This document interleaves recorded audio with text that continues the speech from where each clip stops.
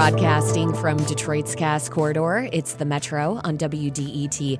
I'm Robyn Vincent. And I'm Tia Graham. Today on the show, a home is meant to be a place to rebuild. But for some Michiganders, a record of their past still stands between them and a roof. We'll look at the push to change that.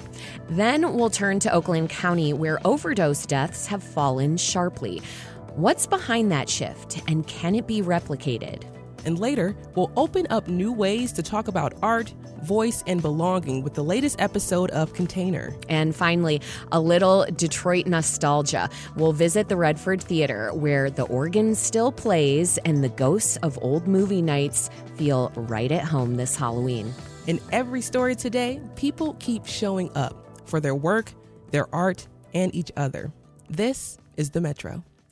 We begin today with the space between punishment and forgiveness, and how that gap plays out in housing and beyond. In Michigan, some people coming home from prison face another kind of sentence: silence at the end of every rental application. There's no state law preventing landlords from denying housing because of a person's criminal record. Lawmakers tried to change that last year with the Fair Chance Access to Housing Act. It would have asked landlords to look deeper, to weigh time served, work history, and rehabilitation before they said no. But the bill never reached the floor. Advocates want it revived, saying the need is sharper now. Michigan is short roughly 185,000 affordable homes for its lowest income renters. And when housing is this scarce, those with records are quick to get shut out. Landlord groups have pushed back. They say they should keep discretion over whom they rent to, and that safety has to come first. So the question before lawmakers, and all of us, is a simple one with hard edges. When does a person's past stop defining where they're allowed to live? Today, we hear from Tony Gant, a policy consultant who spent 20 years in prison. He's lived in that gray area between rehabilitation and acceptance, and he's trying to change things. Tony, welcome to the program. Well, good morning. Good morning, Robyn. Good morning. Tony, you came home in 2015 after 2 decades in prison. I'm wondering, what did that first day back feel like? The first day was great. Leaving prison for the first time after 20 years was amazing. Getting some actual food, spending some time with family. The first day was amazing. And there were a lot of changes that you were observing. I mean, you've said even using the internet felt like learning a new language. What did that reveal about how much the world changes while someone is incarcerated? Because after that initial moment of joy after release, it's then time to try and catch up. Right. And for a lot of folk, we spend a lot of time trying to catch up, especially when you serve a long sentence. And for me, the facing the internet I had no idea really what it was. You hear about the internet while you're incarcerated, but when you're faced with trying to figure out how to navigate it, and in my case, my parole officer just, hey, go to the internet and find a job, and I had no idea what it was. But it took some time to figure it out. But I'll say technology moves really fast, and we incarcerate people for very long periods of time. So there's a huge learning curve when people are released. Talk a little bit more about that learning curve, if you will, and some of the other ways that you had to adapt to how society had changed. Absolutely. Even a smartphone. There were no smartphones when I left in the early 90s. Trying to figure out how to use a phone was a challenge. I moved to a new city, trying to figure out how to get around a new city and with public transportation and trying to get a job. All those things were challenges that I think as a society we can make some smart policy decisions to make it a little easier for folk, especially we don't want folk reoffending, right? We have pretty low recidivism in the state right now, record lows. I think one of the smart ways to keep it that low is to really support folk once they're released. Now, you were fortunate to have a place to live when you got out of prison through your wife.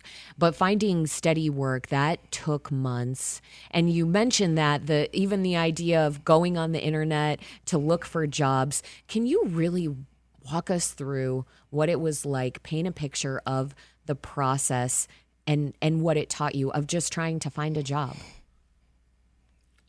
So I was home one day with my wife. She was home. I don't know why she wasn't at work that day, but she was there as well. My parole officer showed up unannounced, right? So you get these surprise parole visits.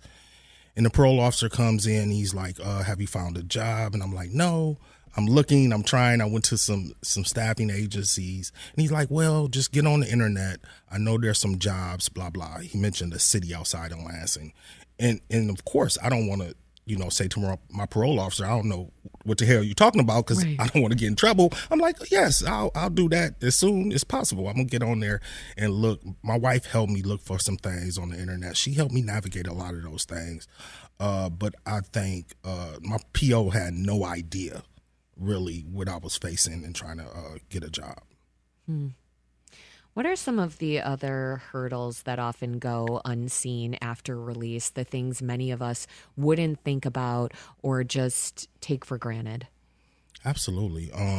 Being in a crowd for the first time, like in a store, faced with all these choices. When you're incarcerated for a long time, choices are pretty limited, right? When you get up, when you go to bed, where you're going, all those things are pretty controlled.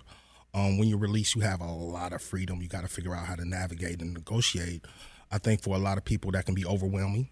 It took some time to get used to going into a store or being in places where I thought I might encounter like law enforcement. That was scary. That was probably one of my worst fears. I didn't want to have any problem with law enforcement or my POs. I just didn't want to go back to prison. So that was always something that was stressful. I would imagine crowds. I mean, when you're talking about all of the choices in a grocery store, but also it's like you're around a lot more people than you have been in quite some time. Absolutely. And so a lot of folk develop anxiety. And some folk won't even go to the grocery store. They just got to get acclimated. But that's something that we don't talk about a lot. And oftentimes you're with family and friends who have never experienced incarceration. So helping you kind of transition through that is something they don't have the skills to really help you with. And so what I'll say for 2025 versus 2015 and even earlier for folk that got out earlier, there's a more robust community in Michigan now in 2025 of folk that are trying to help people navigate those type of things. But yeah, that's unseen, right? Like you don't have anybody to talk to when you face a lot of struggles. You just kind of figure it out yourself. So it's a lot of inner work that you're having to do, feelings, I guess, also of isolation, even though you're back in society, you're trying to figure out how to interact and be a part of it again. Is that fair? Yeah, I think that's fair. I think that there's a part where one, you don't want to be noticed, right? Yeah. You don't want any problems. And there's the part of trying to figure out how you navigate the fact that you had this felony record, especially on supervision. But I'll say even after supervision, right, that felony record is still there. That's why I call it like perpetual punishment, right? So, or the scarlet letter, it follows you forever. For folks that can't get their record sealed, that felony record is there forever.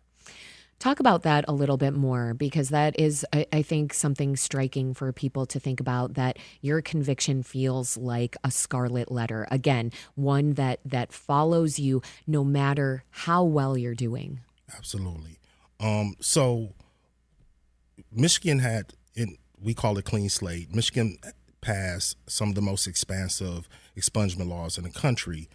So now in Michigan, folk can get their record cleared, certain felonies up to even 3 felonies. Before it was like 1 felony. The process is still difficult to get through, but for a lot of folks that have convictions like mine, I have an assault with intent to commit murder. It's a violent felony. I can't get that record expunged. So this conviction it's over 30 years old now will follow me forever unless I get a pardon from the governor, right? Maybe that's possible. But so what that means in real life is no matter how well I do, that record is still there. And so even, especially as it goes to housing, housing is probably one of the most difficult things for people with felony convictions. One, because you need a house to do almost anything. When you all leave work, you're going to go home. That's where you relax at. That's where you plan your next day. For folks that have employment, it's hard to keep employment if you don't have somewhere to live. Personally, I've been in my apartment over 4 years, and it's not even in my name. So that means that I'm not building a rental record. And so while I'm doing really well personally, when I try to move forward, that's going to be a huge burden. You're listening to The Metro on WDET. I'm Robyn Vincent. My guest is Tony Gant. He's an advocate and policy consultant who spent 20 years in prison. And we're exploring what happens after people come home and why housing is such a hard barrier to clear. Let's get a little bit more into housing if we could, because lawmakers took up the Fair Chance Access to Housing Act last year, but it stalled in committee. What would that bill have changed for people trying to rent? Absolutely. So the Michigan Fair Chance Access to Housing Act was introduced in the House by Representative Abraham Ayash, in the Senate by Senator Mary Cavanaugh.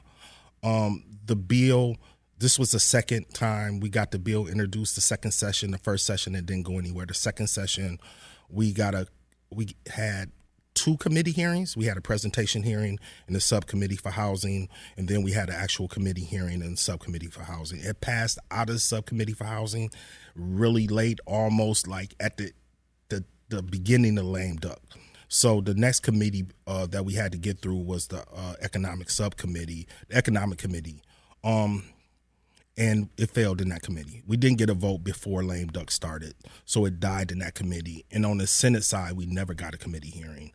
So the bill, in essence, kind of like ban the box, it pushes back the question of, do you have a felony? It removes that question for the application process. Now, landlords can still do a criminal background check, but what we're trying to do is have landlords assess a potential tenant on all the other things. One, does this tenant make enough money? Has this tenant had other problems with rental properties? Does this tenant have a dog or a pet? All the other things the landlord can ask up front. And if the tenant is somebody that landlord would like to have as a tenant, we have, under the legislation, they would issue a tentative lease, right? The tentative lease would be issued to the person, and then they would do the background check. So we're trying to push the background check as far back in the process so landlords will get a chance to see a person without seeing that criminal background check as the first thing. So you're asking landlords to take a much more holistic view. Absolutely. When it comes to this so-called individualized assessment, to look at a person's record in context. Talk about why that's so central to reform. Just to be honest, right, people make mistakes. I made a mistake early on.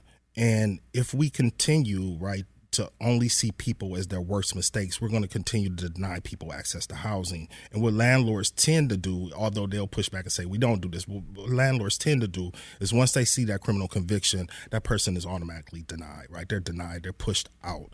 And so legislation like this and local ordinances around the state, their intent is to push that question back in the process, not telling landlords they can't do the criminal background check, but we're asking landlords not to make that the only question.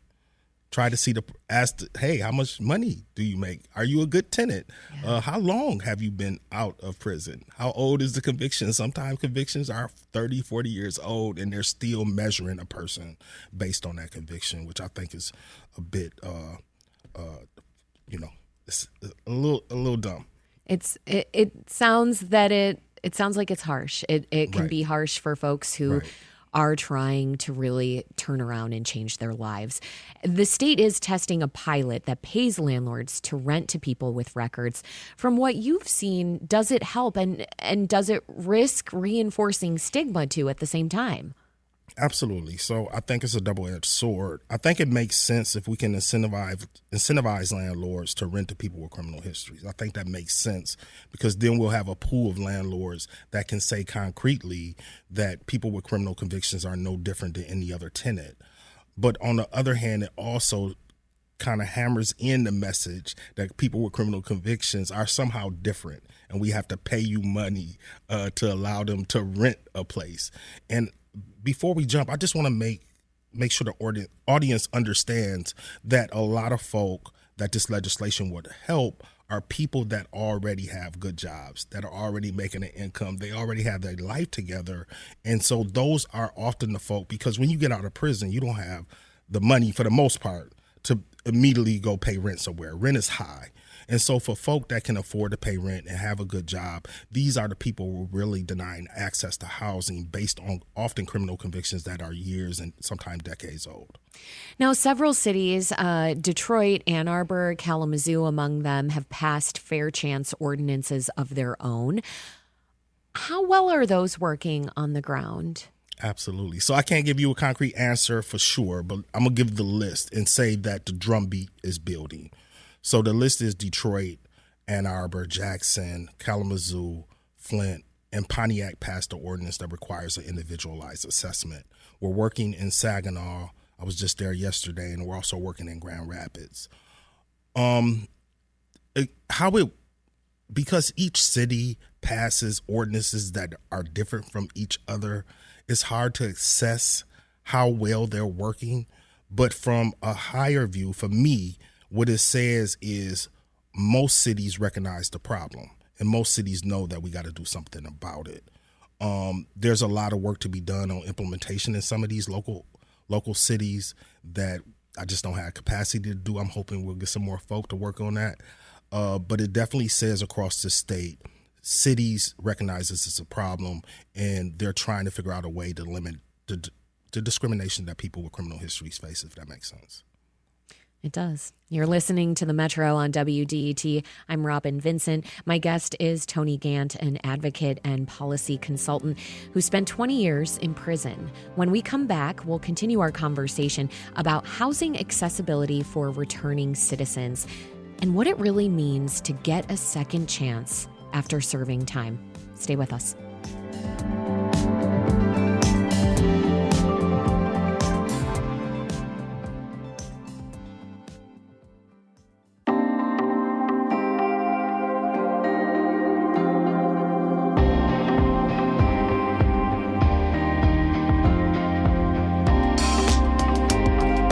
The Metro on WDET. I'm Robyn Vincent. My guest is Tony Gant. He works on policies to help formerly incarcerated people.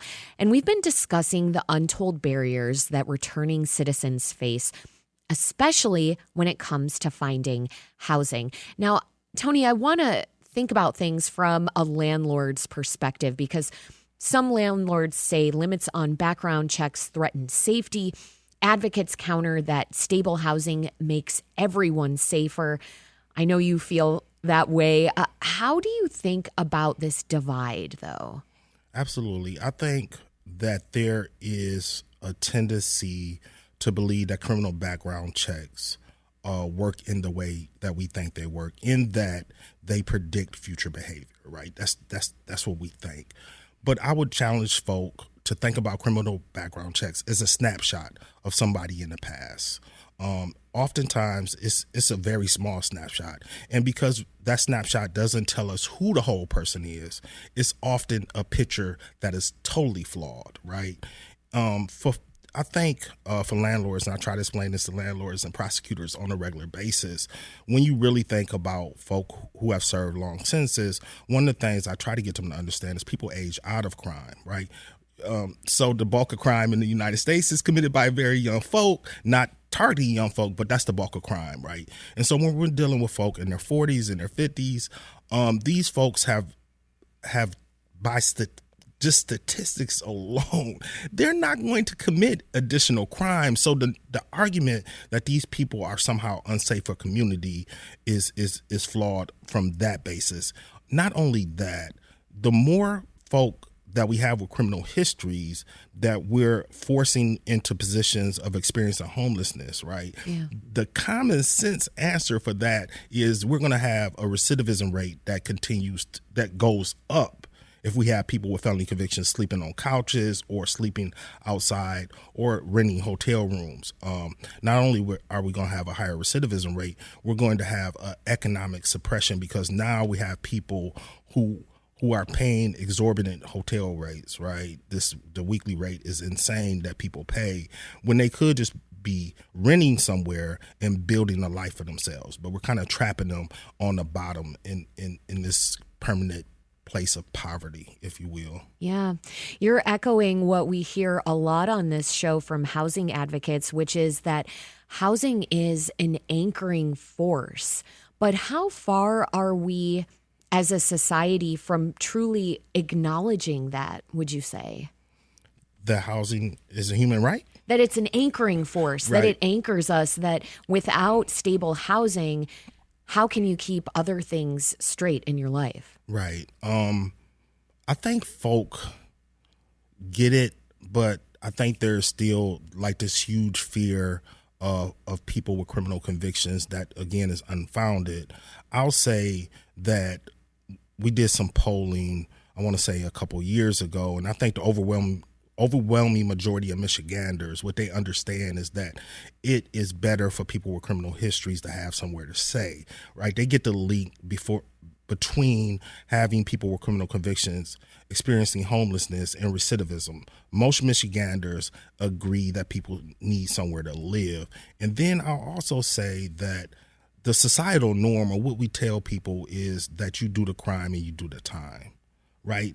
It implies that once you do the time, you're clean. But the reality is that we punish people for the rest of their lives. And I think there's a rub there that society, most people, right, in society wouldn't agree with, right? Like, this person has done their time. They paid their debt to society, as we say, but we're still making their life miserable or living hell in some cases. Yeah. So in other words, there is a lot of public sympathy for so-called second chances, but not always when it's close to home.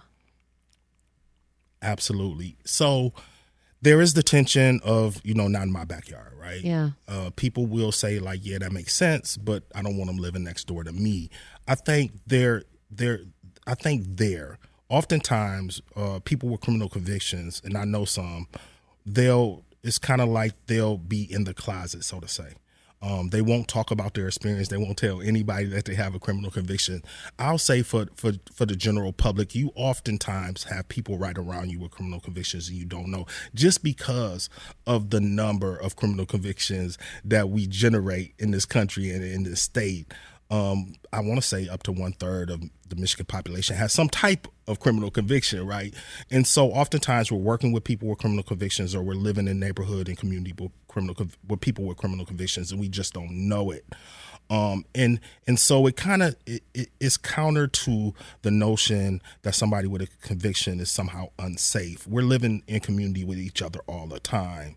And I would just encourage folk to think about the fact that we all make mistakes. And that's really what we're talking about, somebody that made a mistake. And how would you feel, right, if you thought about the worst thing you've ever done in your life and you had to kind of relive that every day forever? What would that feel like? Would that feel just to you? And that's kind of for me, the impetus of second chances. Can we get personal, Tony, before closing things out here? What was it like for you to come forward and in this very public way? I mean, you're an advocate, you're a policy consultant, and the big part of your work, a big basis of your work, is the fact that you have a conviction, that you spent many years in prison. What was that like to put that out there for everyone? Sometimes it's a little nerve-wracking, right? Just because once people know that, sometimes you can see like the change, right, for folk, especially when I start talking about the actual facts of my conviction. But I think it makes sense to talk about it. And I'm not encouraging, I'm not saying everybody has to. For the folk that don't want to talk about it and are doing well, it makes sense. But for me, it makes sense to talk about it because I need to normalize the fact that people make mistakes and they can change. And so I think that's part of my work, saying, hey, I made this huge mistake, but I've done so much since then, and I'm not the same person, and we all can grow. I think that's the message that I would love for people to take away. Tony Gant is fighting for people affected by the criminal justice system in Michigan to have more rights. Tony, thanks for joining me on the Metro. Well, thank you, Robyn.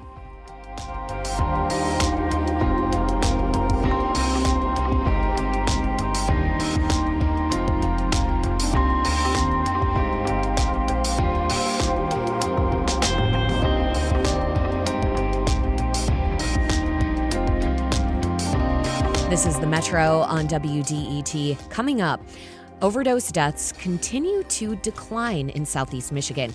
We'll hear about why that's been happening in Oakland County. That's next on the Metro. Stay with us.